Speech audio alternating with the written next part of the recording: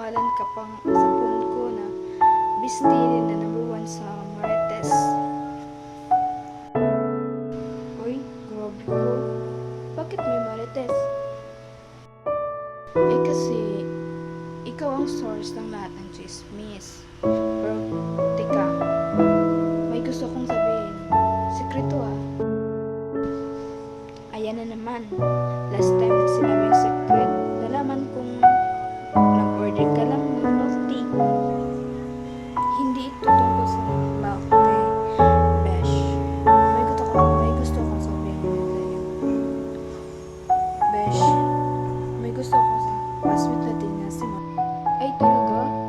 Wait, yung Marco na may braces at lagi may dalang gitara? Oo, siya nga. Basta pag bumiti siya parang may soundtrack. Ikaw lang ang mahal. Ha. Soundtrack.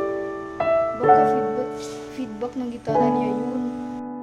So, anong plano mo ngayon, Besh? Papansin ka. Nagpapapansin ako eh. Nag-comment ako sa post niya. Nice pic.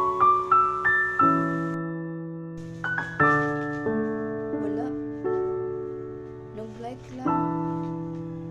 Hindi man lang nag-heart. Besh, ibig sabihin ba nun? Nice pic, hindi nice ikaw.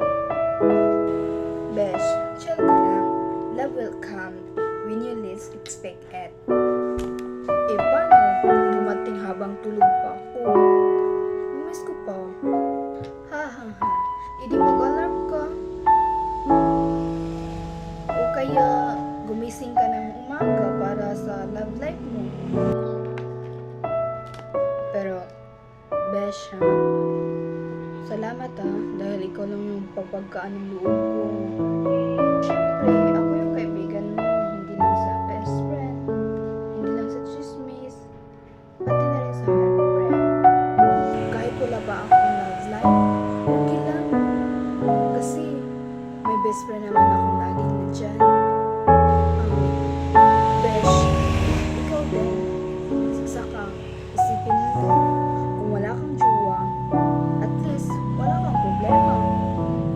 Ako nga eh, may jowa. Pero, lagi akong lubat sa tiwala. Lagi kang charging sa